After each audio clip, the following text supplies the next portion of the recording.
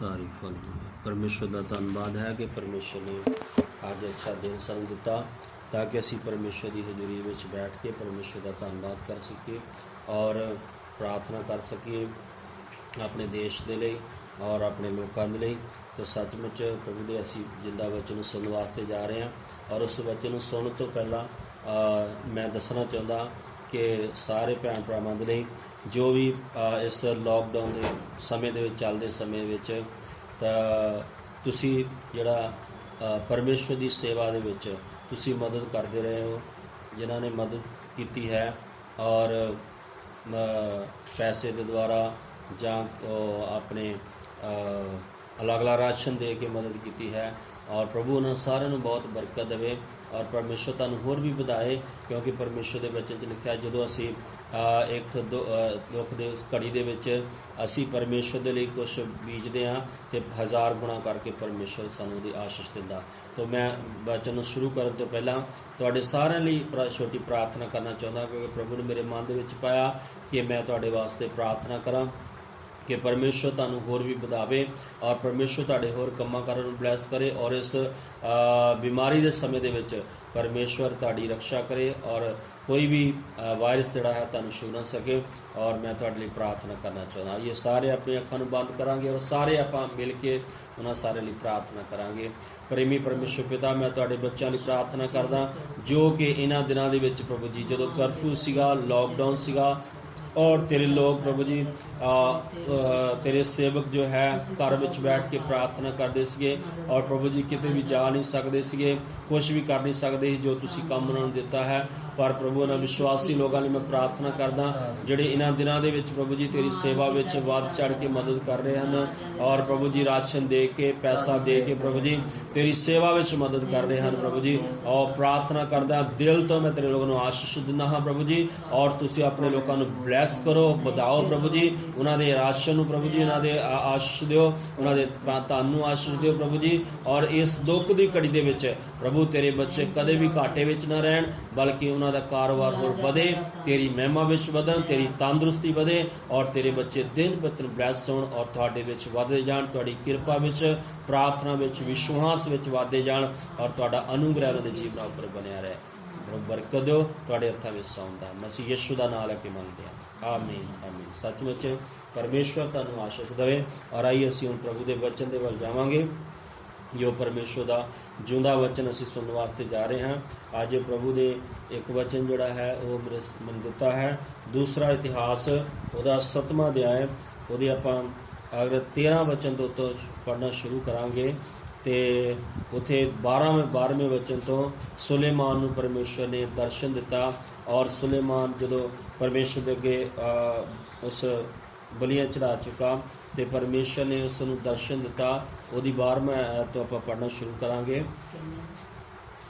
दूसरा इतिहास उहदा 7वां अध्याय उहदे 7 की 12 तो शुरू करांगे। तां यहोवा ने रात नूं सुलेमान नूं दर्शन दिता अते उसनूं आख्या कि मैं तेरी प्रार्थना सुन लई अते इस थां नूं अपने लिए चुन लिया है कि ये बलिदान लई भवन होवे। जे मैं कदी आकाश नूं बंद कर दियां कि मीह ना पवे जां सलाह नूं हुक्म दियां कि देश नूं चट लवे जां अपनी प्रजा दे विच बवा कला। तो इत्थे परमेश्वर दा वचन दसदा है कि परमेश्वर सुलेमान दे नाल गलबात करदा है सुलेमान नूं दर्शन दिंदा है और सुलेमान नूं परमेश्वर दसदा है कि ये जिहड़ा भवन आ ये थां आ जिथे तू प्रार्थना कीती आ प्रार्थना कर रहा मैं इहनूं चुन लिया। ते कहंदा परमेश्वर कहंदा जे मैं कदी आकाश नूं बंद कर दियां इहदा मतलब आकाश नूं बंद करदा अधिकार सिर्फ परमेश्वर दे कोल आ परमेश्वर कर सकदा है।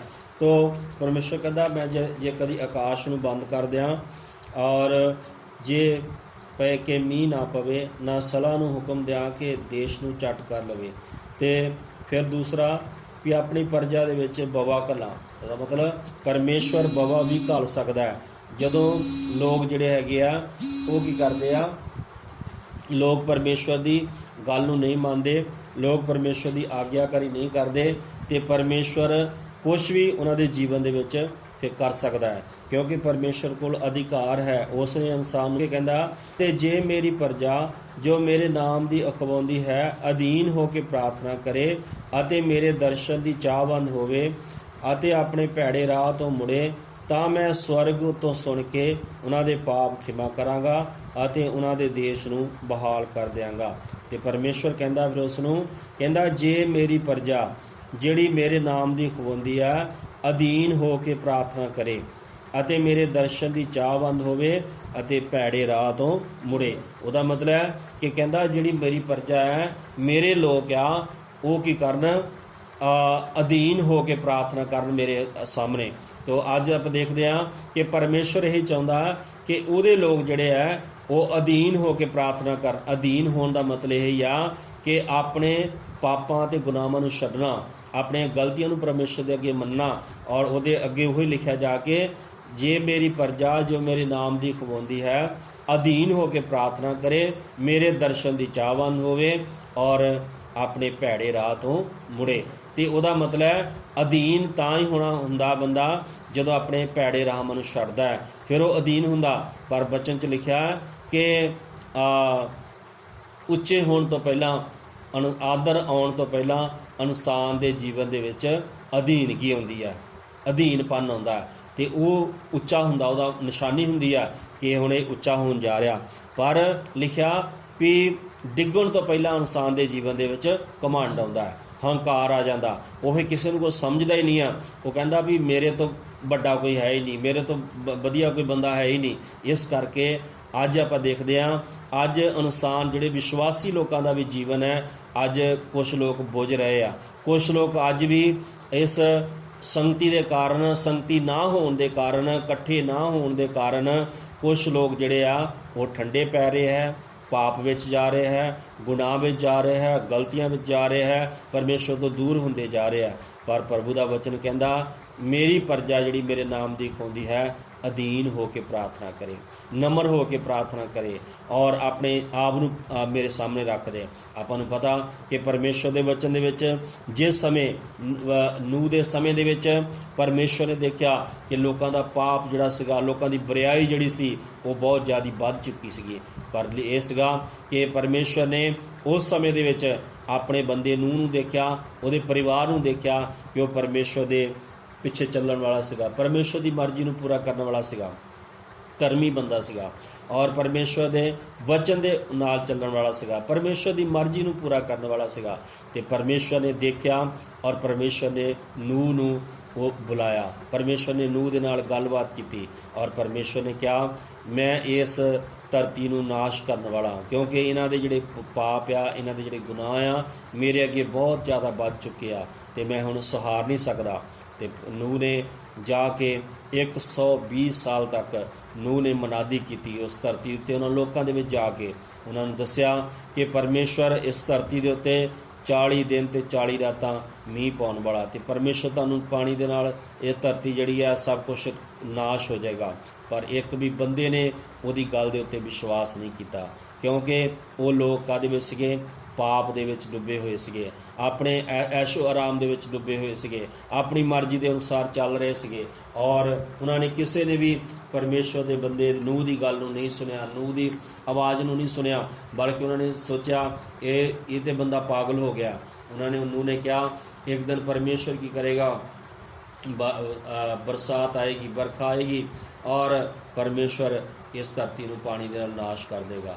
ਪਰ ਉਹਨਾਂ ਨੇ ਕਿਹਾ, ਐਡੀ ਧੁੱਪ ਲੱਗੀ ਹੈ, ਸਾਰਾ ਕੁਛ ਵਧੀਆ, ਬੱਦਲ ਕਦੀ ਹੋਇਆ ਹੀ ਨਹੀਂ, ਮੀਂਹ ਕਦੀ ਦੇਖਿਆ ਹੀ ਨਹੀਂ, ਪਾਣੀ ਕਿੱਥੋਂ ਆਊਗਾ, ਅਤੇ ਅਸੀਂ ਇਹਦਾ ਤਾਂ ਦਿਮਾਗ ਖਰਾਬ ਆ। ਅੱਜ ਵੀ ਇਸੇ ਤਰ੍ਹਾਂ ਹੋ ਰਿਹਾ। ਅੱਜ ਪ੍ਰਭੂ ਦੇ ਦਾਸ ਲੋਕਾਂ ਦੀਆਂ ਮਿੰਨਤਾਂ ਕਰ ਰਿਹਾ ਕਿ ਤੁਸੀਂ ਅਗਰ ਘਰ ਦੇ ਵਿੱਚ ਆ ਅਤੇ ਤੁਸੀਂ ਪ੍ਰਾਰਥਨਾ ਕਰੋ ਬੈਠ ਕੇ। ਪ੍ਰਭੂ ਨੇ ਇੱਕ ਮੌਕਾ ਸਾਨੂੰ ਦਿੱਤਾ, ਇੱਕ ਸਮਾਂ ਸਾਨੂੰ ਦਿੱਤਾ ਅਤੇ ਤੁਸੀਂ ਘਰ ਦੇ ਵਿੱਚ ਬੈਠੇ ਆ, ਪ੍ਰਾਰਥਨਾ ਕਰੋ। ਪਰ ਫਿਰ ਵੀ ਲੋਕ ਕੀ ਹੈ, ਲੋਕ ਅੱਜ ਵੀ ਪ੍ਰਾਰਥਨਾ ਬੰਦਗੀ ਕਰਨ ਵਾਸਤੇ ਤਿਆਰ ਨਹੀਂ ਹੈ। ਜਦੋਂ ਅੱਜ ਵੀ ਤਿਆਰ ਨਹੀਂ ਆ ਤਾਂ ਇੱਕ ਬਹੁਤ ਭਿਆਨਕ ਜਿਹੜਾ ਸਮਾਂ ਹੈ ਉਹ ਪਿਆਰੇ ਆਉਣ ਵਾਲਾ ਹੈ। ਪਰ ਅੱਜ ਸਾਨੂੰ ਇੱਕ ਤਿਆਰੀ ਦਾ ਸਮਾਂ ਹੈ। ਅਸੀਂ ਆਪਣੇ ਜੀਵਨ ਨੂੰ ਅੱਜ ਪ੍ਰਭੂ ਦੇ ਹੱਥਾਂ ਵਿੱਚ ਸਮਰਪਣ ਕਰ ਸਕਦੇ ਹਾਂ। ਅੱਜ ਮਾਫੀ ਮੰਗਣ ਦਾ ਸਮਾਂ ਆ, ਅੱਜ ਤੋਬਾ ਕਰਨ ਦਾ ਸਮਾਂ ਆ, ਅੱਜ ਪਰਮੇਸ਼ਰ ਦੇ ਨਾਲ ਆਪਣਾ ਰਿਸ਼ਤਾ ਜੋੜਨ ਦਾ ਸਮਾਂ ਆ। ਪਰ ਇੱਕ ਸਮਾਂ ਆ ਜਾਏਗਾ ਜਿਸ ਸਮੇਂ ਸਾਨੂੰ ਤੋਬਾ ਕਰਨ ਦਾ ਵੇਲਾ ਨਹੀਂ ਮਿਲੇਗਾ, ਮਾਫੀ ਮੰਗਣ ਦਾ ਵੇਲਾ ਨਹੀਂ ਮਿਲੇਗਾ। ਔਰ ਅੱਜ ਸਾਰੀਆਂ ਸੁਵਿਧਾਵਾਂ ਉਪਲਬਧ ਆ, ਅੱਜ ਸਾਰਾ ਕੁਝ ਪਰਮੇਸ਼ਰ ਨੇ ਸਾਡੇ ਲਈ ਕਰਕੇ ਇੰਤਜ਼ਾਮ ਦਿੱਤਾ ਹੈ। ਤੋ ਉਹ ਕਹਿੰਦਾ ਮੇਰੀ ਪ੍ਰਜਾ ਜਿਹੜੀ ਹੈ ਉਹ ਅਧੀਨ ਹੋ ਕੇ ਪ੍ਰਾਰਥਨਾ ਕਰੇ, ਮੇਰੇ ਦਰਸ਼ਨ ਦੀ ਚਾਹਵੰਦ ਹੋਵੇ। ਅਸੀਂ ਆਪਣੇ ਜੀਵਨ 'ਚ ਝਾਤੀ ਮਾਰੀਏ ਕਿ ਅਸੀਂ ਕਿੰਨਾ ਕੁ ਪਰਮੇਸ਼ਰ ਦੇ ਦਰਸ਼ਨ ਨੂੰ ਲੋਚਦੇ ਹਾਂ। ਜਿੰਨਾ ਕੁ ਦਰਸ਼ਨ ਨੂੰ ਲੋਚਾਂਗੇ ਉਹਨਾਂ ਅਸੀਂ ਦੌੜਾਂਗੇ ਪ੍ਰਭੂ ਦੇ ਪਿੱਛੇ, ਉਹਨਾਂ ਪ੍ਰਭੂ ਦੀ ਪ੍ਰਾਰਥਨਾ ਲਈ ਦੌੜਾਂਗੇ, ਵਚਨ ਲਈ ਦੌੜਾਂਗੇ, ਪ੍ਰਭੂ ਦੇ ਕੰਮ ਲਈ ਉਹਨਾਂ ਹੀ ਦੌੜਾਂਗੇ ਅਸੀਂ। ਇਸ ਕਰਕੇ ਕਹਿੰਦਾ ਮੇਰੇ ਦਰਸ਼ਨ ਦੀ ਚਾਹਵੰਦ ਹੋਵੇ, ਆਪਣੇ ਭੈੜੇ ਰਾਹਾਂ ਤੋਂ ਮੁੜੇ। ਅੱਜ ਆਪਾਂ ਨੂੰ ਆਪਣੇ ਭੈੜੇ ਰਾਹਾਂ ਤੋਂ ਮੁੜਨ ਦੀ ਜ਼ਰੂਰਤ ਆ, ਭੈੜੇ ਰਾਹਾਂ ਨੂੰ ਛੱਡਣ ਦੀ ਜ਼ਰੂਰਤ ਆ, ਭੈੜੇ ਕੰਮਾਂ ਨੂੰ ਛੱਡਣ ਦੀ ਜ਼ਰੂਰਤ ਆ। ਔਰ ਅਸੀਂ ਝਾਤੀ ਮਾਰੀਏ ਆਪਣੇ ਜੀਵਨ 'ਚ ਕੀ ਮੇਰੇ ਅੰਦਰ ਕੋਈ ਕਿਹੜੀ ਭੈੜੀ ਚਾਲ ਆ, ਕੀ ਮੇਰੇ ਅੰਦਰ ਕੋਈ ਬੁਰੀ ਚਾਲ ਆ, ਭੈੜਾ ਸੁਭਾਅ ਆ ਮੇਰੇ ਜੀਵਨ ਦੇ ਅੰਦਰ, ਤੇ ਉਹਨੂੰ ਅੱਜ ਛੱਡਣ ਦੀ ਜ਼ਰੂਰਤ ਆ। ਅੱਜ ਆਪਣਾ ਰਿਸ਼ਤਾ ਆਪਣੇ ਪਰਮੇਸ਼ਰ ਨਾਲ ਸਹੀ ਕਰਨ ਦੀ ਜ਼ਰੂਰਤ ਹੈ। ਅਧੀਨ ਹੋ ਕੇ ਪ੍ਰਭੂ ਦੇ ਅੱਗੇ ਮਾਫੀ ਮੰਗ ਕੇ ਪ੍ਰਾਰਥਨਾ ਕਰਨ ਦੀ ਜ਼ਰੂਰਤ ਆ। ਤੇ ਪ੍ਰਭੂ ਦਾ ਵਚਨ ਦੱਸਦਾ ਕਿ ਪਰਮੇਸ਼ਰ ਨੇ ਜਿਸ ਸਮੇਂ ਪਰਮੇਸ਼ਰ ਨੇ ਪਹਿਲਾ ਰਾਜਾ ਉਹਦੇ 20 ਅਧਿਆਇ ਦੇ ਵਿੱਚ ਲਿਖਿਆ ਕਿ ਹਿਜ਼ਕੀਆ ਰਾਜਾ ਜਿਸ ਸਮੇਂ ਬਿਮਾਰ ਹੋ ਗਿਆ, ਔਰ ਉਸ ਸਮੇਂ ਪਰਮੇਸ਼ਰ ਨੇ ਉਹਨੂੰ ਕਿਹਾ ਕਿ ਯਸ਼ਾਇਆ ਨਬੀ ਨੂੰ ਕਿਹਾ ਕਿ ਉਹਨੂੰ ਜਾ ਕੇ ਦੱਸ ਕਿ ਤੂੰ ਹੁਣ ਆਪਣੀ ਜ਼ਿੰਮੇਵਾਰੀ ਆਪਣੇ ਘਰਾਣੇ ਨੂੰ ਦੇ ਦੇ, ਕਿਉਂਕਿ ਤੂੰ ਨਹੀਂ ਬਚੇਗਾ। ਪਰ ਕੀ ਹੋਇਆ, ਜਦੋਂ ਉਹ ਸੰਦੇਸ਼ ਦੇ ਕੇ ਵਾਪਸ ਚਲਾ ਗਿਆ ਤੇ ਹਿਜ਼ਕੀਆ ਜਿਹੜਾ ਸੀਗਾ ਉਹਨੇ, ਬਾਈਬਲ ਦੱਸਦੀ ਆ, ਉਹ ਪੁੱਬਾਂ ਮਾਰ ਮਾਰ ਕੇ ਰੋਇਆ, ਕੰਧ ਵੱਲ ਨੂੰ ਮੂੰਹ ਫੇਰ ਲਿਆ, ਉਹਨੇ ਪੁੱਬਾਂ ਮਾਰ ਮਾਰ ਪਰਮੇਸ਼ਰ ਦੇ ਸਾਹਮਣੇ ਰੋਇਆ। ਔਰ ਉਹਨੇ ਪਰਮੇਸ਼ਰ ਨੂੰ ਕਿਹਾ, ਪਰਮੇਸ਼ਰ ਮੈਂ ਤੇ ਤੇਰੇ ਅੱਗੇ ਸਹੀ ਚੱਲਿਆ ਹਾਂ, ਵਧੀਆ ਚੱਲਿਆ ਹਾਂ, ਪਰ ਮੈਂ ਇਸ ਤਰ੍ਹਾਂ ਬਿਮਾਰੀ ਦੇ ਨਾਲ ਮਰਨਾ ਨਹੀਂ ਚਾਹੁੰਦਾ, ਕਿਉਂਕਿ ਉਹਦੇ ਇੱਕ ਫੋੜਾ ਨਿਕਲਿਆ ਹੋਇਆ ਸੀਗਾ। ਤੇ ਉਹਨੇ ਕਿਹਾ ਪਰਮੇਸ਼ਰ ਮੈਂ ਇਸ ਤਰ੍ਹਾਂ ਬਿਮਾਰੀ ਨਾਲ ਨਹੀਂ ਮਰਨਾ ਚਾਹੁੰਦਾ। ਦੂਸਰਾ ਰਾਜਾ ਉਹਦੇ 20 ਅਧਿਆਇ ਦੇ ਵਿੱਚ ਅਸੀਂ ਪੜ੍ਹਦੇ ਹਾਂ। ਤੇ ਇਸ ਕਰਕੇ ਪਰਮੇਸ਼ਰ ਦਾ ਵਚਨ ਸਾਨੂੰ ਦੱਸਦਾ ਕਿ ਉਹਨੇ ਜਦੋਂ ਅਧੀਨ ਹੋ ਕੇ ਰੋ ਰੋ ਕੇ ਪ੍ਰਭੂ ਦੇ ਸਾਹਮਣੇ ਪ੍ਰਾਰਥਨਾ ਕੀਤੀ ਤੇ ਪਰਮੇਸ਼ਰ ਨੇ ਆਪਣੇ ਬੰਦੇ ਨੂੰ ਕਿਹਾ ਜਾ ਉਹਨੂੰ ਵਾਪਸ ਮੋੜ ਦਿੱਤਾ, ਜਾ ਉਹਨੂੰ ਕਹਿ ਮੈਂ ਤੇਰੇ ਅਥਰੂ ਵੇਖੇ ਹੈ, ਮੈਂ ਤੇਰੀ ਪ੍ਰਾਰਥਨਾ ਨੂੰ ਸੁਣਿਆ ਹੈ, ਔਰ ਮੈਂ ਤੇਰੀ ਉਮਰ ਜਿਹੜੀ ਹੈ ਉਹਦੇ ਵਿੱਚ 15 ਵਰੇ ਹੋਰ ਵੀ ਵਧਾ ਦਿੱਤੇ ਆ। ਇਹਦਾ ਮਤਲਬ ਅਗਰ ਪਰਮੇਸ਼ਰ ਕਿਸੇ ਚੀਜ਼ ਨੂੰ ਖਤਮ ਕਰਨਾ ਚਾਹੁੰਦਾ ਹੈ, ਅਗਰ ਲੋਕ ਆਪਣੇ ਆਪ ਨੂੰ ਅਧੀਨ ਕਰਦੇ ਹੈ, ਮਾਫੀ ਮੰਗਦੇ ਆ, ਪ੍ਰਭੂ ਦੇ ਅੱਗੇ ਇਕਰਾਰ ਕਰਦੇ ਆ, ਅੱਗੇ ਤੋਂ ਨਹੀਂ ਕਰਦੇ ਗਲਤੀਆਂ ਕਰਨ ਦੀ ਜਾਂ ਪਾਪ ਕਰਨ ਦੇ ਲਈ ਪ੍ਰਭੂ ਦੇ ਮਾਫੀ ਮੰਗ ਕੇ ਸਹੀ ਜੀਵਨ ਜੋੜਦੇ ਆ, ਤੇ ਪਰਮੇਸ਼ਰ ਉਸ ਮੌਤ ਤੋਂ ਵੀ ਛੁਡਾ ਸਕਦਾ ਹੈ। ਕਿਉਂਕਿ ਪਰਮੇਸ਼ਰ ਦੇ ਵਚਨ 'ਚ ਲਿਖਿਆ ਉਹ ਮੁਬਾਰਕ ਹੈ ਪ੍ਰਭੂ ਜਿਹੜਾ ਰੋਜ਼ ਦਿਹਾੜੇ ਸਾਡਾ ਭਾਰ ਚੁੱਕ ਲੈਂਦਾ ਹੈ, ਤੇ ਉਹ ਸਾਨੂੰ ਮੌਤ ਤੋਂ ਛੁਡਾਉਣ ਵਾਲਾ ਪਰਮੇਸ਼ਰ ਹੈ। ਇਸ ਕਰਕੇ ਅਸੀਂ ਆਪਣੇ ਜੀਵਨਾਂ ਨੂੰ ਪ੍ਰਭੂ ਦੇ ਹੱਥਾਂ ਵਿੱਚ ਸਮਰਪਣ ਕਰੀਏ, ਅਧੀਨ ਹੋ ਕੇ ਅਸੀਂ ਪ੍ਰਾਰਥਨਾ ਕਰੀਏ। ਅੱਜ ਇੱਕ ਸਮਾਂ ਸਾਡੇ ਜੀਵਨ ਦੇ ਵਿੱਚ ਹੈ, ਔਰ ਇਹ ਸਮਾਂ ਜਿਹੜਾ ਅਸੀਂ ਬਾਹਰ ਨਹੀਂ ਜਾ ਸਕਦੇ, ਕੁਛ ਕੰਮ ਨਹੀਂ ਕਰ ਸਕਦੇ, ਦੌੜ ਭੱਜ ਨਹੀਂ ਕਰ ਸਕਦੇ, ਪਰ ਅਸੀਂ ਇਹ ਕਰ ਸਕਦੇ ਹਾਂ ਕਿ ਜਿਹੜਾ ਸਮਾਂ ਪ੍ਰਭੂ ਨੇ ਸਾਨੂੰ ਦਿੱਤਾ, ਅਸੀਂ ਪ੍ਰਭੂ ਦੀ ਹਜ਼ੂਰੀ ਵਿੱਚ ਬਹਿ ਕੇ ਥੋੜ੍ਹਾ ਟਾਈਮ ਉਸਦਾ ਧੰਨਵਾਦ ਜ਼ਰੂਰ ਕਰ ਸਕਦੇ ਹਾਂ। ਕਿਉਂਕਿ ਦੇਖੋ ਕਈ ਲੋਕਾਂ ਦੇ ਪਹਿਲਾਂ ਬਹਾਨਾ ਸੀਗਾ ਕਿ ਅਸੀਂ ਬੰਦਗੀ ਨਹੀਂ ਕਰ ਸਕਦੇ, ਸਾਡਾ ਕੰਮ ਤੋਂ ਸਾਨੂੰ ਛੁੱਟੀ ਨਹੀਂ ਮਿਲਦੀ, ਅਸੀਂ ਕੀ ਕਰੀਏ, ਸਾਡਾ ਟਾਈਮ ਹੀ ਨਹੀਂ ਲੱਗਦਾ, ਪ੍ਰਾਰਥਨਾ ਕਰਨ ਨੂੰ ਟਾਈਮ ਨਹੀਂ ਆ, ਬੰਦਗੀ ਕਰਨ ਨੂੰ ਟਾਈਮ ਨਹੀਂ ਆ, ਕਿਤੇ ਜਾਣ ਨੂੰ ਟਾਈਮ ਨਹੀਂ ਆ, ਤੇ ਸ਼ਾਂਤੀ ਸਾਡੇ ਜੀਵਨ 'ਚ। ਅੱਜ ਦੇਖੀਏ ਕਿ ਅੱਜ ਤੁਹਾਡੇ ਜੀਵਨ 'ਚ ਸ਼ਾਂਤੀ ਹੈਗੀ ਆ। ਜੇ ਅੱਜ ਵੀ ਤੁਹਾਡੇ ਜੀਵਨ 'ਚ ਸ਼ਾਂਤੀ ਨਹੀਂ ਆ ਤੇ ਸਮਝ ਲਓ ਕਿ ਤੁਸੀਂ ਪਰਮੇਸ਼ਰ ਤੋਂ ਦੂਰ ਆ, ਪਰਮੇਸ਼ਰ ਦੇ ਨੇੜੇ ਨਹੀਂ ਆ ਤੁਸੀਂ। ਤੇ ਪ੍ਰਭੂ ਦਾ ਦਾਸ ਕਹਿੰਦਾ, ਜ਼ਬੂਰਾਂ ਦੇ ਪੋਥੀ ਦੇ ਵਿੱਚ ਲਿਖਿਆ ਕਿ ਪਰਮੇਸ਼ਰ ਦਾਸ ਕਹਿੰਦਾ ਪਰਮੇਸ਼ਰ ਦੇ ਨੇੜੇ ਰਹਿਣਾ ਮੇਰੇ ਲਈ ਚੰਗਾ ਹੈ। ਤਾਂ ਅੱਜ ਸਮਾਂ ਪ੍ਰਭੂ ਨੇ ਸਾਨੂੰ ਦਿੱਤਾ ਹੋਇਆ, ਅਸੀਂ ਆਪਣੇ ਘਰਾਂ ਵਿੱਚ ਆ ਤੇ ਅਸੀਂ ਪ੍ਰਭੂ ਦੇ ਨੇੜੇ ਆ ਜਾਈਏ। ਨੇੜੇ ਕਿਸ ਤਰ੍ਹਾਂ ਆ ਸਕਦੇ ਹਾਂ? ਜੋ ਵਚਨ ਅਸੀਂ ਪੜ੍ਹਿਆ, ਕਹਿੰਦਾ ਜੇ ਮੇਰੀ ਪ੍ਰਜਾ ਜੋ ਮੇਰੇ ਨਾਮ ਦੀ ਅਖਵਾਉਂਦੀ ਹੈ ਅਧੀਨ ਹੋ ਕੇ ਪ੍ਰਾਰਥਨਾ ਕਰੇ ਔਰ ਮੇਰੇ ਦਰਸ਼ਨ ਦੀ ਚਾਹਵੰਦ ਹੋਵੇ, ਆਪਣੇ ਭੈੜੇ ਰਾਹ ਤੋਂ ਮੁੜੇ, ਤੇ ਮੈਂ ਕੀ ਕਰਾਂ? ਕਹਿੰਦਾ ਸਵਰਗ ਤੋਂ ਉਹਨਾਂ ਦੀ ਪ੍ਰਾਰਥਨਾ ਨੂੰ ਸੁਣ ਕੇ ਤੇ ਉਹਨਾਂ ਦੇ ਦੇਸ਼ ਨੂੰ ਬਹਾਲ ਕਰ ਦਿਆਂਗਾ। ਇਹਦਾ ਮਤਲਬ ਜਦ ਤੱਕ ਅਸੀਂ ਆਪਣੇ ਆਪ ਨੂੰ ਅਧੀਨ ਨਹੀਂ ਕਰਦੇ, ਅਸੀਂ ਆਪਣੇ ਆਪ ਪਾਪਾਂ ਗੁਨਾਹਾਂ ਨੂੰ ਨਹੀਂ ਮੰਨਦੇ, ਅਸੀਂ ਪਰ ਪ੍ਰਭੂ ਕਹਿੰਦਾ ਤੁਸੀਂ ਜਿੰਨੀਆਂ ਮਰਜ਼ੀ ਪ੍ਰਾਰਥਨਾ ਕਰੋ ਮੈਂ ਤੁਹਾਡੀ ਨਹੀਂ ਸੁਣਾਂਗਾ। ਅੱਜ ਅਸੀਂ ਦੇਖਦੇ ਹਾਂ ਕਈ ਵਾਰੀ ਲੋਕਾਂ ਦਾ ਇਹ ਹੁੰਦਾ ਅਸੀਂ ਤਾਂ ਬੜੀ ਪ੍ਰਾਰਥਨਾ ਕਰਦੇ ਹਾਂ, ਪਤਾ ਨਹੀਂ ਸਾਡੇ ਲਈ ਇਹ ਕਿਉਂ ਨਹੀਂ ਹੁੰਦਾ। ਅਸੀਂ ਬੜੀ ਪ੍ਰਾਰਥਨਾ ਦਾ ਮਤਲਬ ਨਹੀਂ ਆ, ਪ੍ਰਾਰਥਨਾ ਜਦੋਂ ਵਿਸ਼ਵਾਸ ਨਾਲ ਕਰਾਂਗੇ ਔਰ ਪ੍ਰਾਰਥਨਾ ਜਦੋਂ ਅਧੀਨ ਹੋ ਕੇ ਕਰਾਂਗੇ, ਆਪਣੇ ਪਾਪਾਂ ਗੁਨਾਹਾਂ ਨੂੰ ਮੰਨ ਕੇ ਕਰਾਂਗੇ ਤੇ ਪਰਮੇਸ਼ਰ ਸਾਡੀਆਂ ਪ੍ਰਾਰਥਨਾ ਨੂੰ ਸੁਣਨ ਵਾਲਾ ਹੈ। ਔਰ ਉਹ ਕਹਿੰਦਾ ਯਸ਼ਾਇਆ ਦੇ ਲਿਖਿਆ ਯਸ਼ਾਇਆ 59 ਦੇ ਵਿੱਚ ਪਰਮੇਸ਼ਰ ਕਹਿੰਦਾ ਮੇਰਾ ਹੱਥ ਛੋਟਾ ਨਹੀਂ ਜਿਹੜਾ ਤੁਹਾਨੂੰ ਨਾ ਬਚਾਵੇ, ਪਰ ਉਹ ਕਹਿੰਦਾ ਤੁਹਾਡੇ ਤੇ ਮੇਰੇ ਵਿੱਚ ਤੁਹਾਡੀਆਂ ਬਦੀਆਂ ਨੇ ਤੇ ਤੁਹਾਡੇ ਵਿੱਚ ਤੁਹਾਡੇ ਪਰਮੇਸ਼ਰ ਦੇ ਵਿੱਚ ਇੱਕ ਜੁਦਾਈ ਪਾ ਦਿੱਤੀ ਹੈ, ਜੁਦਾਈ ਵਾਲੀ ਕੰਧ ਬਣਾ ਦਿੱਤੀ ਹੈ ਤੇ ਉਸ ਕੰਧ ਨੂੰ ਢਾਉਣ ਵਾਸਤੇ ਸਾਨੂੰ ਤੌਬਾ ਕਰਨੀ ਹੈ, ਸਾਨੂੰ ਮਾफ़ੀ ਮੰਗਣੀ ਹੈ ਪ੍ਰਭੂ ਦੇ ਅੱਗੇ, ਆਪਣਾ ਰਿਸ਼ਤਾ ਪਰਮੇਸ਼ਰ ਨਾਲ ਸਹੀ ਜੋੜਨਾ। ਜਦੋਂ ਆਪਣਾ ਰਿਸ਼ਤਾ ਪਰਮੇਸ਼ਰ ਨਾਲ ਸਹੀ ਜੋੜਾਂਗੇ ਤੇ ਸੱਚਮੁੱਚ ਉਹ ਪਰਮੇਸ਼ਰ ਕੀ ਕਰੂਗਾ, ਉਹ ਪਰਮੇਸ਼ਰ ਸਾਨੂੰ ਵਧਾਊਗਾ, ਉਹ ਪਰਮੇਸ਼ਰ ਸਾਨੂੰ ਘਾਟੇ ਵਿੱਚ ਨਹੀਂ ਰਹਿਣ ਦੇਊਗਾ, ਬਲਕਿ ਪਰਮੇਸ਼ਰ ਸਾਡੀਆਂ ਜ਼ਰੂਰਤਾਂ ਨੂੰ ਵੀ ਪੂਰਾ ਕਰੂਗਾ ਔਰ ਪਰਮੇਸ਼ਰ ਇਸ ਸੰਸਾਰ ਵਿੱਚ ਵੀ ਸਾਨੂੰ ਸੰਭਾਲੂਗਾ। ਪਿਆਰਿਓ, ਇਹਨਾਂ ਦਿਨਾਂ ਵਿੱਚ ਅਸੀਂ ਆਪਣੇ ਜੀਵਨ ਨੂੰ ਪ੍ਰਭੂ ਦੇ ਹੱਥ ਵਿੱਚ ਪੂਰਨ ਰੀਤੀ ਨਾਲ ਸਮਰਪਣ ਕਰੀਏ।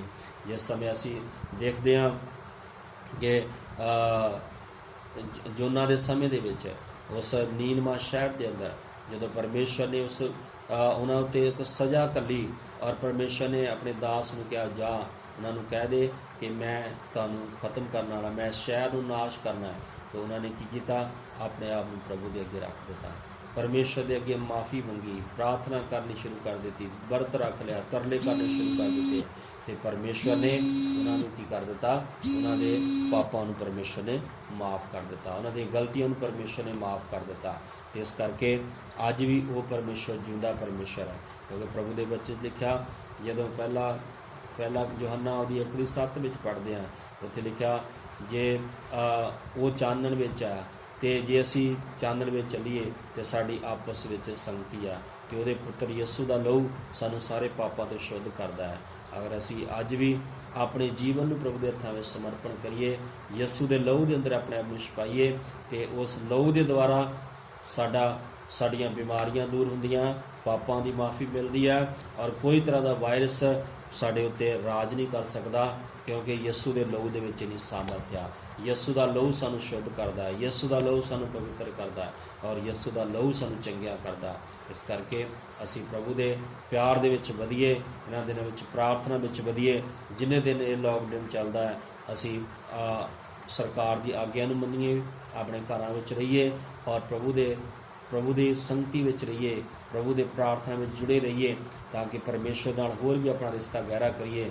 ਦਿਨੇ ਵੀ ਔਰ ਰਾਤ ਵੀ ਅਸੀਂ ਆਪਣੇ ਪਰਿਵਾਰ ਨੂੰ ਲੈ ਕੇ ਹਰੇਕ ਦਿਨ ਪ੍ਰਭੂ ਦੀ ਹਜ਼ੂਰੀ ਵਿੱਚ ਬੈਠ ਕੇ ਪ੍ਰਾਰਥਨਾ ਕਰੀਏ, ਧੰਨਵਾਦ ਕਰੀਏ ਤਾਂ ਕਿ ਉਹ ਪਰਮੇਸ਼ਰ ਸਾਨੂੰ ਵਧਾ ਸਕੇ। ਔਰ ਸਭ ਤੋਂ ਵੱਡੀ ਗੱਲ ਇਹ ਹੈ ਕਿ ਆਪਣੇ ਪਾਪਾਂ ਔਰ ਗੁਨਾਹਾਂ ਨੂੰ ਛੱਡੀਏ ਔਰ ਸਾਡੇ ਜੀਵਨ ਦੇ ਅੰਦਰ ਅਸੀਂ ਪ੍ਰਭੂ ਦੇ ਵਿੱਚ ਅਗਰ ਵਧਣਾ ਚਾਹੁੰਦੇ ਹਾਂ ਤੇ ਆਪਣੇ ਪਾਪਾਂ ਦੇ ਗੁਨਾਹਾਂ ਨੂੰ ਸਾਨੂੰ ਛੱਡਣਾ ਪੈਣਾ। ਤੇ ਜਦੋਂ ਉਹਨਾਂ ਨੇ ਨੀਨਵਾ ਦੇ ਲੋਕਾਂ ਨੇ ਛੱਡ ਦਿੱਤਾ ਤੇ ਪਰਮੇਸ਼ਰ ਨੇ ਉਹਨਾਂ ਨੂੰ ਆਸ਼ੀਸ਼ ਦਿੱਤੀ ਹੈ, ਪਰਮੇਸ਼ਰ ਨੇ ਉਹਨਾਂ ਨੂੰ ਬਖਸ਼ ਦਿੱਤਾ ਹੈ ਔਰ ਉਹਨਾਂ ਨੇ ਜਿਹੜੇ ਨੂਹ ਦੇ ਸਮੇਂ ਵਿੱਚ ਲੋਕ ਸੀ ਉਹਨਾਂ ਨੇ ਆਪਣੀ ਗਲਤੀ ਨੂੰ ਨਹੀਂ ਮੰਨਿਆ, ਉਸੇ ਤਰ੍ਹਾਂ ਚੱਲਦੇ ਰਹੇ ਆ ਪਰ ਉਹ ਨਾਸ਼ ਹੋ ਗਏ। ਅੱਜ ਵੀ ਕੋਈ ਲੋਕ ਬੰਦਗੀ ਕਰਦੇ ਹੋਣਗੇ, ਪ੍ਰਾਰਥਨਾ ਕਰਦੇ ਹੋਣਗੇ, ਅਗਰ ਉਹ ਪਾਪ ਨਹੀਂ ਛੱਡ ਰਹੇ, ਅਗਰ ਉਹ ਪ੍ਰਭੂ ਦੇ ਵਚਨ ਦੇ ਅਨੁਸਾਰ ਨਹੀਂ ਮੁੜ ਰਹੇ, ਆਪਣੇ ਆਪ ਨੂੰ ਨਹੀਂ ਬਦਲ ਰਹੇ ਤੇ ਇੱਕ ਦਿਨ ਸਮਝ ਲਓ ਕਿ ਉਹ ਵੀ ਨਾਸ਼ ਦੀ ਵੱਲ ਜਾ ਰਹੇ ਆ। ਫਿਰ ਉਹ ਨਹੀਂ ਪਰਮੇਸ਼ਰ ਨੂੰ ਕਹਿ ਸਕਦੇ ਅਸੀਂ ਤਾਂ ਬਹੁਤ ਪ੍ਰਾਰਥਨਾ ਕਰਦੇ ਸੀ, ਅਸੀਂ ਤਾਂ ਬਹੁਤ ਬੰਦਗੀ ਕਰਦੇ ਸੀਗੇ, ਪਰ ਇਹ ਹੈ ਕਿ ਜਦ ਤੱਕ ਪਾਪ ਇਨਸਾਨ ਦੇ ਜੀਵਨ ਦੇ ਵਿੱਚ ਆ, ਪਾਪ ਨੂੰ ਨਹੀਂ ਛੱਡਦਾ, ਉਹ ਪਰਮੇਸ਼ਰ ਦੇ ਰਾਜ ਵਿੱਚ ਵੜ ਨਹੀਂ ਸਕਦਾ। ਇਸ ਕਰਕੇ ਅਸੀਂ ਆਪਣੇ ਜੀਵਨ ਨੂੰ ਪ੍ਰਭੂ ਦੇ ਹੱਥਾਂ ਵਿੱਚ ਸਮਰਪਣ ਕਰੀਏ ਔਰ ਪ੍ਰਭੂ ਦੇ ਨਾਲ ਆਪਣਾ ਰਿਸ਼ਤਾ ਜੋੜੀਏ ਤਾਂ ਕਿ ਅਸੀਂ ਸਵਰਗ ਰਾਜ ਦੇ ਅਧਿਕਾਰੀ ਬਣ ਸਕੀਏ।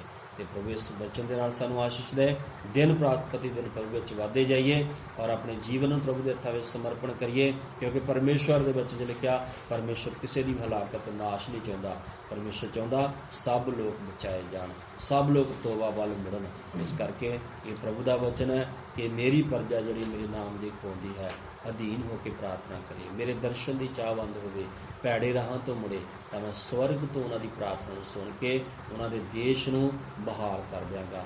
ਉਹ ਪਰਮੇਸ਼ਰ ਸਾਨੂੰ ਬਹਾਲ ਕਰਨਾ ਚਾਹੁੰਦਾ ਹੈ ਔਰ ਸਾਨੂੰ ਚੰਗੇ ਕਰਨਾ ਚਾਹੁੰਦਾ ਹੈ, ਸਾਨੂੰ ਵਧਾਉਣਾ ਚਾਹੁੰਦਾ ਹੈ। ਪ੍ਰਭੂ ਸਾਨੂੰ ਆਸ਼ੀਸ਼ ਦੇ। ਆਈਏ ਪ੍ਰਾਰਥਨਾ ਕਰੀਏ।